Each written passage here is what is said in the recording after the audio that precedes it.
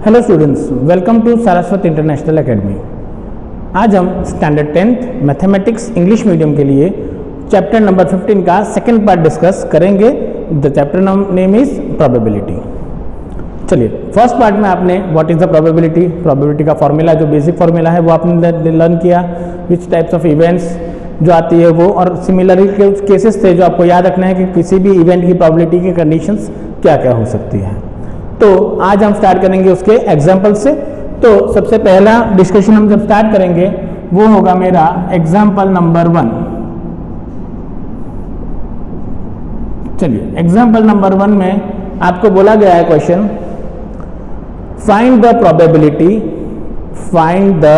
Probability of getting head while tossing a coin once. Find the probability of getting head when a coin is tossed once. मुझे head की probability find करनी है when एक single coin को मैं one time toss करूंगा तब के लिए।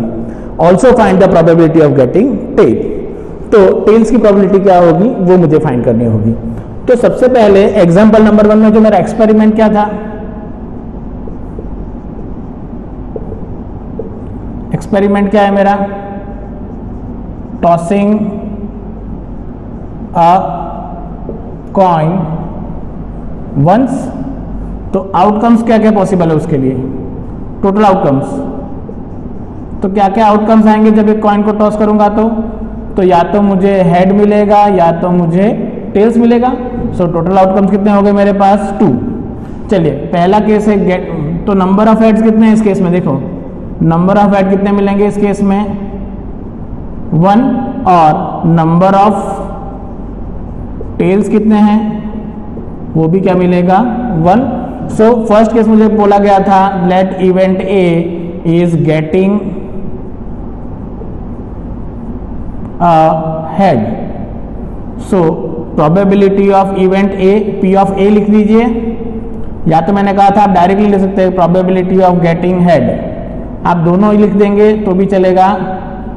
अगर आप ये नहीं लिखना चाहते तो आप डायरेक्टली ये लिख दीजिए, पर अगर आपने इवेंट ए लिखा है तो इस तरीके से लिखिए। तो प्रोबेबिलिटी ऑफ गेटिंग हेड क्या होता था, favourable outcomes over total outcomes. तो फेवरेबल हेड कितने हैं, 1, टोटल कितने हैं 2, तो इसकी प्रोबेबिलिटी क्या हो जाएगी, 1/2।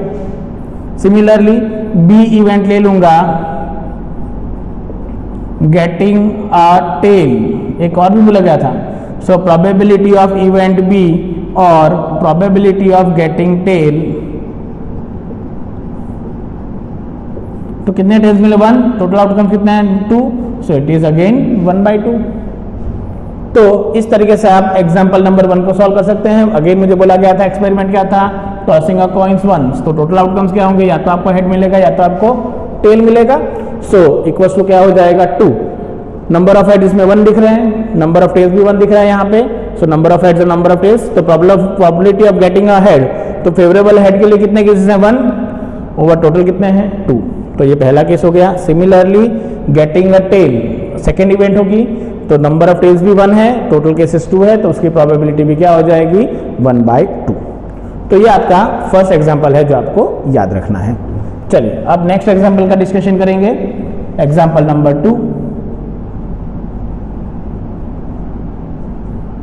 चलिए, एग्जाम्पल नंबर 2 में क्या दिया है वो देखते हैं। एग्जाम्पल 2 में आपको दिया गया है, अ bag contain a red, a blue and a yellow ball. एक बैग है जिसमें एक रेड, अ रेड मतलब एक सिंगल रेड बॉल, अ ब्लैक, अ ब्लू मतलब एक सिंगल ब्लू बॉल, अ येलो मतलब एक yellow ball.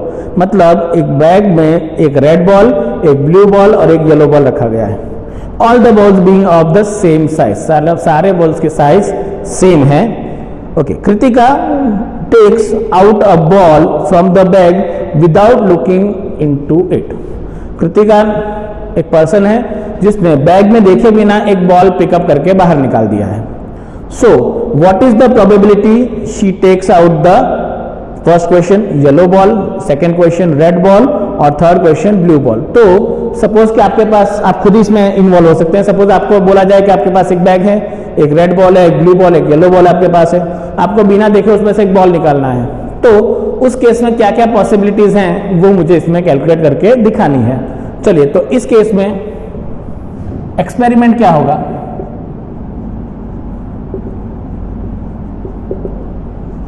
Select one ball from bag, ये मेरा एक्सपेरिमेंट हो गया, एक बॉल सिलेक्ट करना है। चलो, सो आउटकम्स क्या क्या है इसमें, क्या क्या आउटकम्स आ सकते हैं। तो एक बैग में क्या है मेरे पास, वन रेड बॉल है,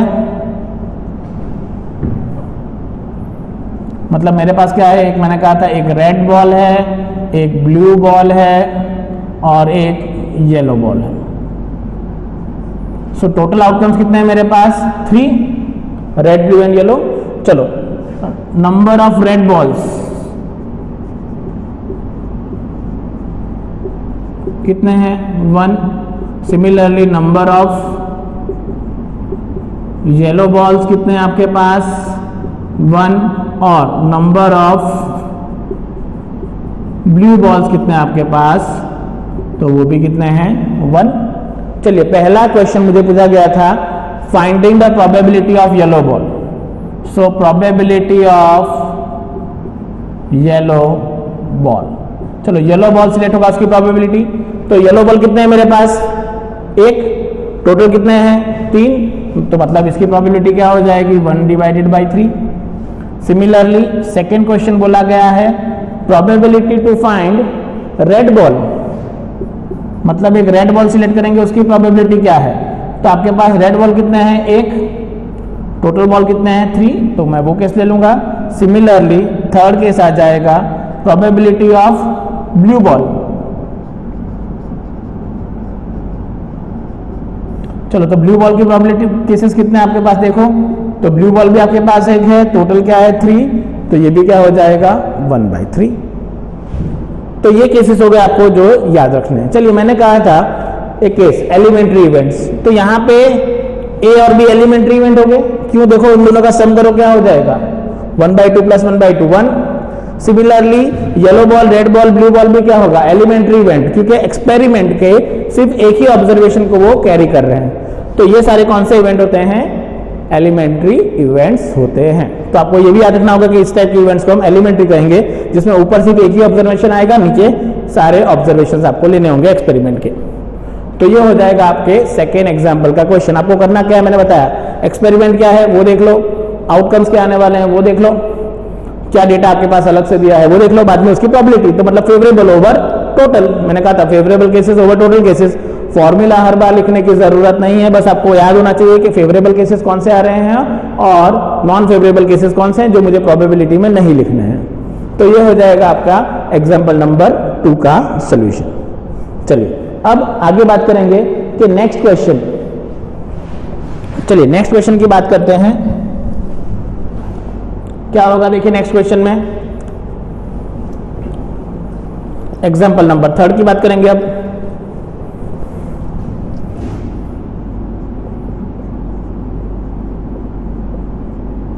एग्जाम्पल नंबर 3, चलिए थर्ड एग्जाम्पल में क्या गिवन है देखिए उसके लिए। अब बोला गया है suppose we throw a die once, कि मैं एक डाई थ्रो कर रहा हूं 1 टाइम के लिए। फर्स्ट बोला गया what is the probability of getting a number greater then 4 and what is the probability getting number less than और इक्वल टू 4। तो मुझे इसकी प्रोबेबिलिटी फाइंड आउट करनी है। चलिए, तो एग्जांपल नंबर 3 में एक्सपेरिमेंट क्या हो गया आपके लिए वो देखो।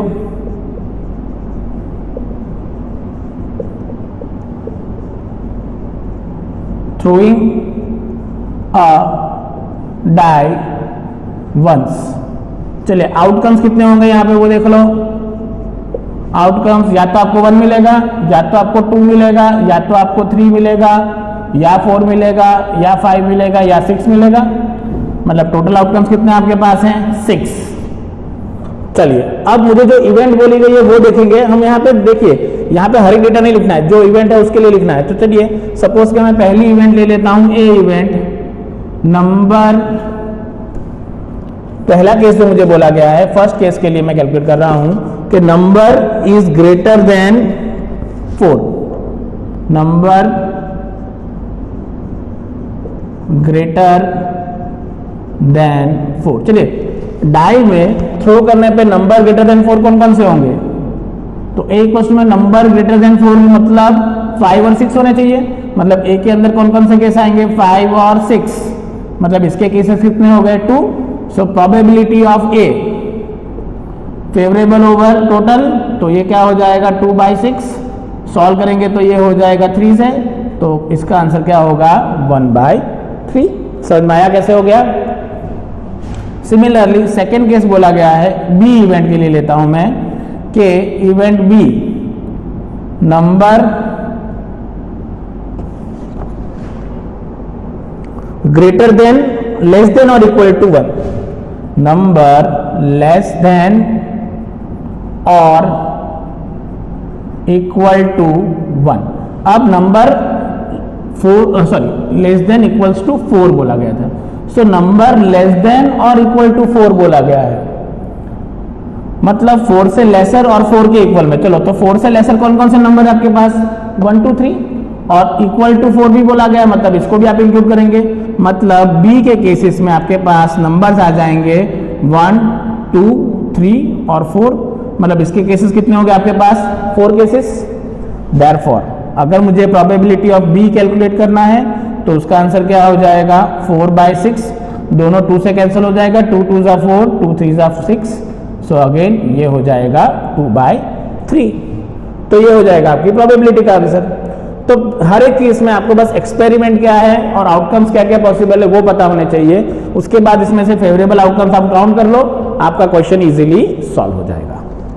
चलिए फिर नेक्स्ट बात करेंगे एग्जाम्पल नंबर 4 की। चलिए एग्जाम्पल नंबर 4 स्टार्ट करने से पहले थोड़ा सा इंट्रोडक्शन में दूंगा नए चीज के लिए। Pack of cards, playing cards आपने देखे ही हैं सबके लिए, तो उसे स्टार्ट करने से पहले उसका केसेस थोड़े याद रख लीजिएगा ताकि इस क्वेश्चन को सॉल्व करने में आपको आसानी हो जाए।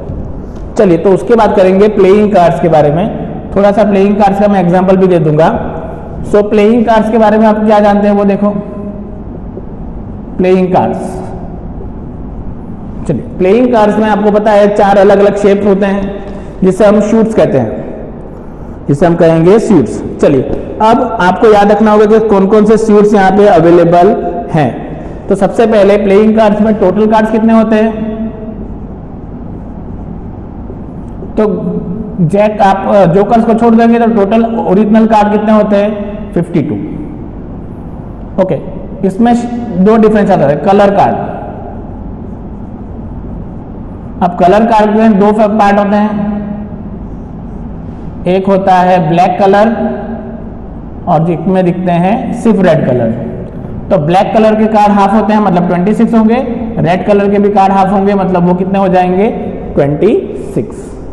चलिए शेप्स की बात करेंगे। शेप, तो शेप आपको 4 मिलेंगे। पहला मिलेगा हार्ट शेप, मतलब इस शेप का कार्ड आपको देखने को मिलता है। फिर एक आता है डायमंड,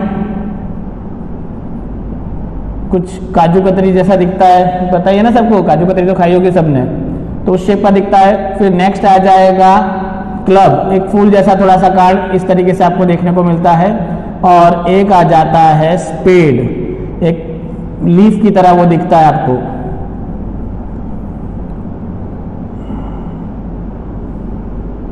कुछ इस तरीके का कार्ड होता है। तो ये 4 शेप होते हैं। चलिए अब हार्ट और डायमंड शार्ड रेड कलर्स में होते हैं और क्लब और स्पेड ब्लैक कलर में होते हैं। तो वो भी आपको बताना चाहिए कि कौन होगा। चलो हर एक को हम एक सूट कहते हैं, हर एक पार्ट को हम क्या कहेंगे? सूट। सो ईच सूट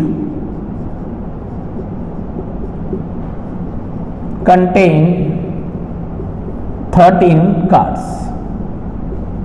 मतलब हर एक सूट के कितने कार्ड्स होते हैं? 13। मतलब हार्ट के 13, डायमंड के 13, क्लब के 13 और स्पेड के 13। तो each suit contain 13 cards. Okay, each suit contain 3 face cards. अब हर एक सीट में 3 फेस कार्ड। अब फेस कार्ड का मतलब याद रखना, फेस मतलब जिसमें आपको फेसेस दिखेंगे। तो आपको देखा है जैक किंग एंड क्वीन, तो वो कार्ड्स कौन से होंगे? एक हम कहेंगे जैक, एक होगा किंग और दूसरा होगा क्वीन। तो ये 3 कार्ड कौन से कार्ड होते हैं? फेस कार्ड होते हैं। ठीक है, तो इस तरीके से आपको इसका बाइफर्केशन याद रखना होगा। सबसे पहले टोटल कार्ड्स होते हैं 52, कलर के बेसिस में वो 2 पार्ट में डिवाइड हो जाते हैं 26। शेप के स्पेस में वो कितने पार्ट में डिवाइड हो जाते हैं? 13 कार्ड्स। हर एक शेप के 13 कार्ड्स रहते हैं और हर एक शूट में 3 फेस कार्ड्स रहेंगे। तो टोटल फेस कार्ड कितने होंगे? तो 3 कार्ड्स इन ईच शूट, और ऐसे कितने शूट है आपके पास? 4 शूट्स, तो मतलब 12 फेस कार्ड्स होते हैं टोटल आपके पास। तो वो आप याद रख सकते हैं कि ईच शूट में आपको कितने कार्ड मिलेंगे? 3 फेस कार्ड मिलेंगे और टोटल कितने हो जाएंगे? आपके पास हो जाएंगे टोटल 12 फेस कार्ड्स। तो आपको ये याद रखना होगा कि क्वेश्चन कैसे करना है।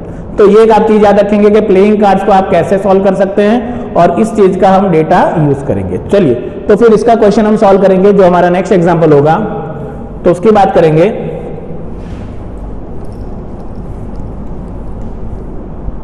सो नेक्स्ट होगा हमारा एग्जांपल नंबर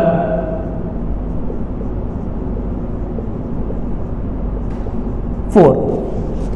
चलिए एग्जांपल 4 की बात करते हैं। तो एग्जांपल नंबर 4 में बोला गया है 1 card is drawn from a well shuffled deck of 52 cards. मतलब एक 52 कार्ड का एक डेक आपको, मतलब पूरे कार्ड्स का एक सेट गिवन है, उसको शफल्ड करके एक पर्टिकुलर कार्ड रैंडमली सिलेक्ट किया जाता है। Okay, calculate the probability of card will B.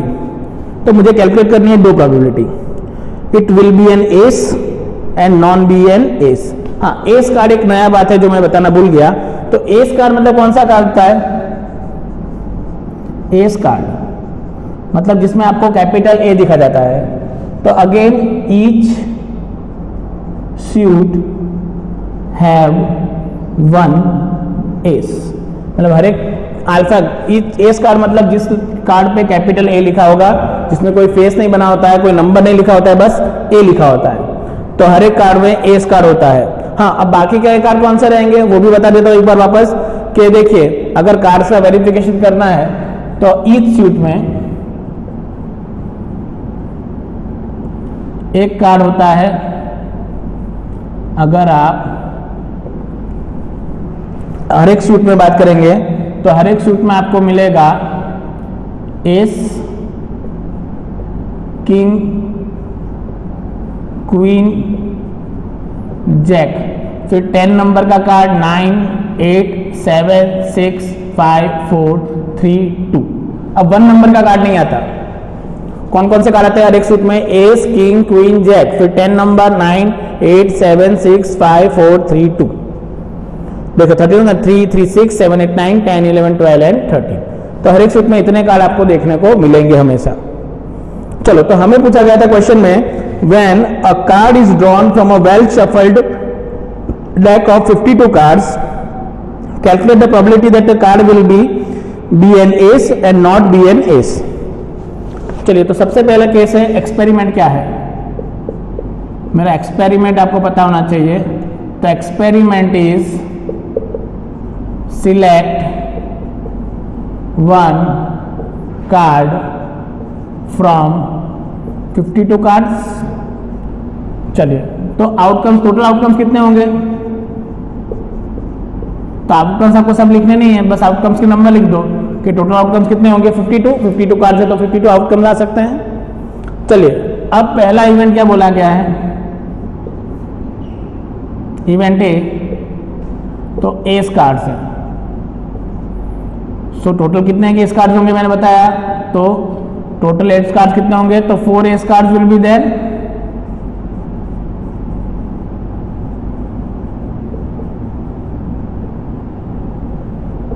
In 52 cards. तो कितने कार्ड होते हैं? 4 एस कार्ड्स। 4 एस कार्ड कैसे? मैंने कहा था हर एक सूट में एक एस होगा। तो ऐसे कितने सूट्स है आपके पास? 4 सूट्स अवेलेबल है, तो मतलब कितने एस होंगे? टोटल 4 एस कार्ड्स होंगे। सो देयरफॉर प्रोबेबिलिटी ऑफ इवेंट ए, तो कितने एस कार्ड्स हैं? 4। टोटल कितने हैं? 52। चलो कैंसिलेशन करेंगे तो ये हो जाएगा 1/30। चलिए, सिमिलरली सेकेंड बोला गया है B event not an ace card. चलो ए स्क्वायर नहीं है, तो अगर ए स्क्वायर नहीं होगा तो नॉन ए स्क्वायर होगा। चलिए, तो नॉन ए स्क्वायर कितने होते हैं? तो non A square is equal to total minus A सिस। तो टोटल कितना है आपके पास? 52। ए स्क्वायर कितना है? 4, मतलब ये कितना हो जाएगा? 48। सो मतलब प्रोबेबिलिटी ऑफ बी क्या होगा इसके लिए? 48 divided by 52, which means again will become 12 by 13। 12 से कैंसिलेशन हो जाएगा सबका, 4 से कैंसिलेशन हो जाएगा दोनों का, तो ये हो जाएगा 13। अब देखो मैंने कहा था एक और चीज यहाँ पे इंपॉर्टेंट है, अगर ए स्क्वायर मेरी एक इवेंट है तो नॉट इन ए स्क्वायर इसकी क्या हो जाएगी? Complementary event. तो बी इवेंट को आप अगर लिखना चाहते हो तो उसे आप ए बार भी लिख सकते थे डायरेक्टली। सो अगर आप ए बार लिखते तो और मैं ये क्वेश्चन कैसे सॉल्व होता? तो हियर पी ऑफ ए बार मुझे फाइंड करना था, प्रोबेबिलिटी ऑफ ए बार, तो वो क्या होता है? 1 minus probability of A, formula लिखवाया था मैंने, तो ये क्या हो जाएगा? 1 माइनस 1 बाय 13। 13 एलसीएम ले लो, तो 13 minus 1 divided bye 13। So again इसका आंसर क्या हो जाएगा? 12 बाय 13। तो और में आप ये मेथड यहां से ले सकते हो, देखो तो भी आंसर क्या हो जाएगा? 1 बाय 13। तो मैंने कहा था अगर एस मेन इवेंट है तो नॉट एन एस उसकी कॉम्प्लीमेंट्री इवेंट हो जाएगी। तो इस तरीके से आप इसको यहां पे सॉल्व कर सकते हैं।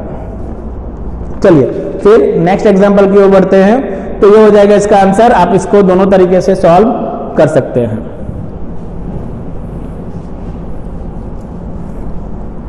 उसके आगे का एक देख लेंगे।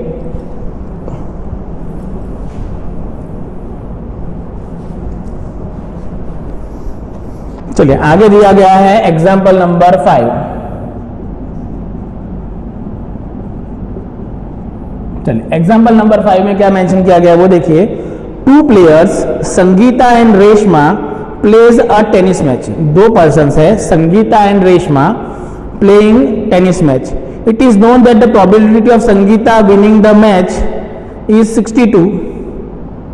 Sangeeta winning the match is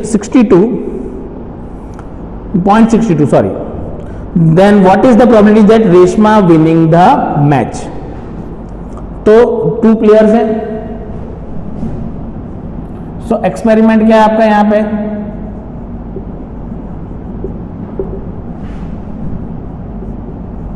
two players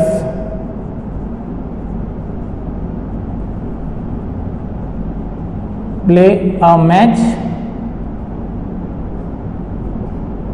and 1 win it. तो एक उसको विन कर रहा है। चलिए पहला केस गिवन है, तो पहली प्लेयर है कि प्रोबेबिलिटी ऑफ, प्लेयर कौन सी है पहली? मैंने कहा था संगीता, तो probability of Sangeeta wins is 0.62. So we have to find what is the probability of Reshma wins क्या होगा वो मुझे बताना है। चलिए यहां पे देखिए क्या होगा, सिंपल है, एक ही स्टेप में क्वेश्चन दिया। संगीता अगर मैच जीतेगी तो रेशमा हार जाएगी क्योंकि 2 ही प्लेयर खेल रहे थे, और अगर रेशमा जीतेगी तो संगीता लूज हो जाएगी। लूज होने का मतलब नॉट विंस। सो मतलब यहां पे क्या हो जाएगा कि that probability of Reshma wins, मतलब probability of Sangeeta not wins. अगर नहीं जीतेगी मतलब हार जाएगी, तो नॉट विंस मतलब क्या होगा? तो उसे मैं क्या कह सकता हूं? इसकी कॉम्प्लीमेंट्री इवेंट। नॉट विंस को मैं क्या कह सकता हूं? Complementary event. चलो इसको विंस में कन्वर्ट करना होगा तो क्या लिखना पड़ेगा? 1 minus probability of Sangeeta wins. अगर मैं इसे ए इवेंट कह देता हूं तो ये क्या था? ए बार था। सो इसे क्या लिखता हूं? 1 माइनस पी ऑफ ए। तो मतलब मेरा आंसर क्या होगा? 1 माइनस 0.62।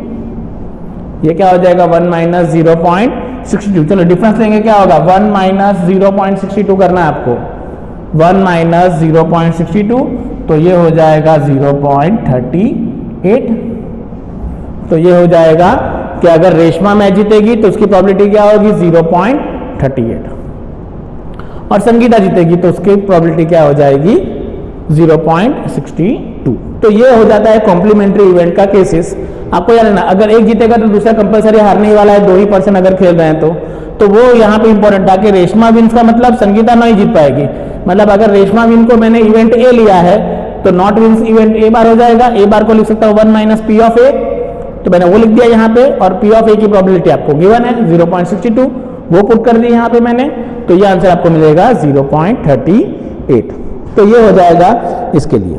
चलिए नेक्स्ट एक क्वेश्चन है, बहुत ही इंटरेस्टिंग क्वेश्चन है, आपको याद रखना होगा। ये क्वेश्चन भी बहुत ही एग्जाम में आने वाला क्वेश्चन है, तो देखेंगे वो एग्जाम्पल को।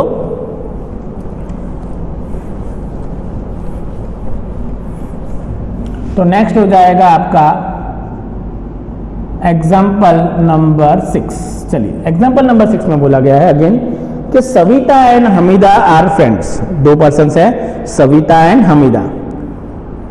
What is the probability that both will have the different birthdays and the same birthdays but ignoring the leap year? Leap year को इग्नोर करके आपको याद रखना होगा। तो मुझे बोलना है Savita and Hamida are 2 friends, we have to find what is the probability that they have the different birthdays और they have the same birthday but ignoring the leap year. अगर लीप ईयर वर्ड नहीं दिया होता तो आपको 2 कैलकुलेशन करने पड़ते। Leap year होगा तो क्या केस होता, नॉन लीप ईयर होता तो क्या केस होता, पर यहां पे सिर्फ मुझे इग्नोरिंग द लीप ईयर बोला गया है। तो यहां पे क्या है, सबसे पहले सविता एंड हमीदा 2 फ्रेंड्स हैं, हैव डिफरेंट और सेम बर्थडेज।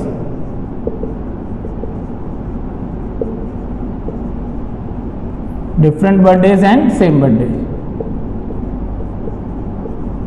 चलिए इसके लिए क्या करना होगा, सबसे पहले तो टोटल डेज आपके पास कितने हैं, पहले तो मतलब आउटकम्स आपके। तो नॉन लीप ईयर में टोटल कितने डेज होते हैं, 365 डेज। सो मतलब टोटल डेज आपके पास क्या है, 365 डेज। चलो for birthday on different day, event A ले लेता हूं, बर्थडे ऑन डिफरेंट डे के लिए। चलो तो डिफरेंट डे का मतलब क्या होता है, सेम दिन नहीं आना चाहिए। मतलब मेरा 5 जून है तो मतलब आपका भी 5 जून के अलावा कुछ भी हो सकता है, बट 5 जून नहीं हो सकता। जैसे कि 10 अक्टूबर है तो 10 अक्टूबर के अलावा कुछ भी हो सकता है। मतलब क्या होगा, एक दिन ऐसा है जो नहीं होना चाहिए, पूरे 365 डेज में से एक ऐसा दिन है जो नहीं होना चाहिए, बाकी के अलावा आप कोई भी नहीं रख सकते हो।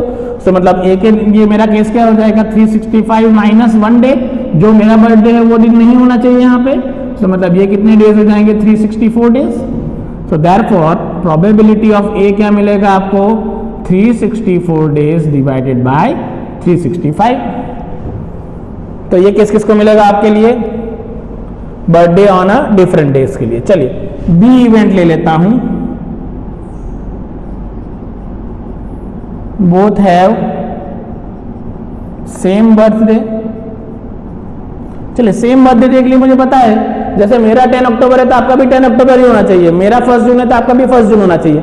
मतलब वही एक ही दिन कॉमन है 365 डेज में से, जो मेरा बर्थडे और हमीदा मतलब सविता और हमीदा दोनों का सेम दिन होना चाहिए था उस केस में। तो मतलब ए इवेंट में क्या होगा, ओनली 1 डे, एक ही ऐसा दिन होगा जब दोनों का साथ में हो सकता है। अब 10 दिन तो बर्थडे मनाएंगे नहीं ना हम साल में, तो ये हो जाएगा ओनली 1 डे। सो देयरफॉर इसका आंसर क्या होगा, only 1। So probability of B क्या होगा यहाँ पे, that both have same birthday, it is 1 divided by 365। Again total days तो आपके पास कितने हैं, 365 ही है, तो उसको आपको याद रखना है कि टोटल डेज आपको कितने गिवन है, 365, बट मेरा जो रिक्वायर्ड है वो हो जाएगा only 1 day for the same birthday and 364 days. मतलब ये पता चला ना, एक सेम डे नहीं होना चाहिए, मतलब उस दिन को छोड़ के आप बाकी सारे दिन को कंसीडर कर सकते हैं। तो ये हो जाएगा आपके लिए एग्जाम्पल नंबर 6। चलिए एक और एग्जाम्पल डिस्कस करेंगे इसके लिए।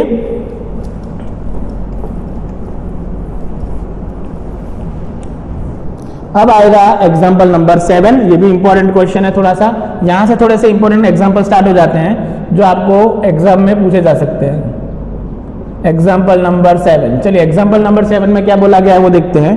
Okay, there are 40 students, 40 students in class 10th 40 students in class 10th, okay, whom 25 are girls and 15 are boys. मतलब मेरे पास टोटल स्टूडेंट्स हैं 40, जिसमें से बॉयज हो जाएंगे 15 और गर्ल्स मुझे गिवन है 25. ये डेटा पहला गिवन है. चलिए अब मुझे क्या बोला गया देखिए, the class teacher has to select one student as a class representative. मतलब टीचर को एक स्टूडेंट सिलेक्ट करना है as for class representative.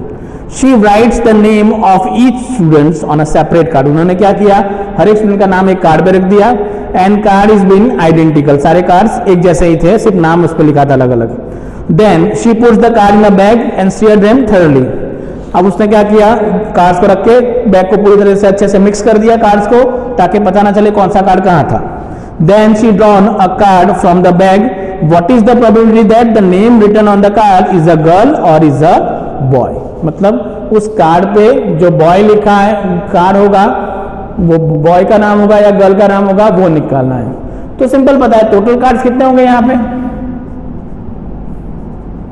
Total cards कितने होंगे इसमें, जितने नंबर ऑफ स्टूडेंट्स होंगे. चलो, नेम ऑफ बॉयज 15 होंगे और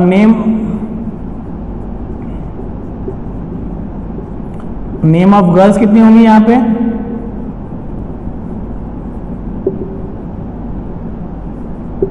वो कितने हो जाएंगी 25. सो probability of selecting a girl. तो प्रोबेबिलिटी ऑफ अ गर्ल क्या होगा, आपको जो फाइंड करना है बहुत शॉर्ट में लिखना है अब इसको आप. तो प्रोबेबिलिटी ऑफ गर्ल्स कितने होंगे, टोटल गर्ल्स कितनी है 25 और टोटल स्टूडेंट्स कितने हैं 40 है. तो मतलब इसकी प्रोबेबिलिटी क्या होगी 25/40. चलिए 5 से कैंसिल होगा, 5 5 जा 25, 8 5 जा 40. तो इसकी प्रोबेबिलिटी क्या हो जाएगी 5/8. सिमिलरली नेक्स्ट केस हो जाएगा अ बॉय. सो बॉयज कितने हैं मेरे पास 15, टोटल है 40. अगेन 5 से करेंगे तो 3/8. तो ये प्रोबेबिलिटी हो जाएगी 5/8 और 3/8. समझ में आ जाएगा कैसे होगा. अगर ऐसा नहीं कर रहे हैं तो मैंने कहा था कॉम्प्लीमेंट्री बना सकते हो. Selecting a boy, selecting a girl. Selecting a girl मतलब सिलेक्टिंग नॉट अ बॉय, और selecting a girl is selecting not a boy, और selecting a boy selecting not a girl. तो आप इसे कॉम्प्लीमेंट्री के केस में भी लिख सकते हो, डायरेक्टली लिखना चाहो तो आप डायरेक्टली भी लिख सकते हैं. हो जाएगा. चलिए एक और एग्जांपल है जिसे हम डिस्कस करेंगे इसके लिए, ताकि आपको पता चले कि इसमें आप कैसे कर सकते हो. तो लास्ट एक एग्जांपल डिस्कस करेंगे इसके लिए, एग्जांपल नंबर 8.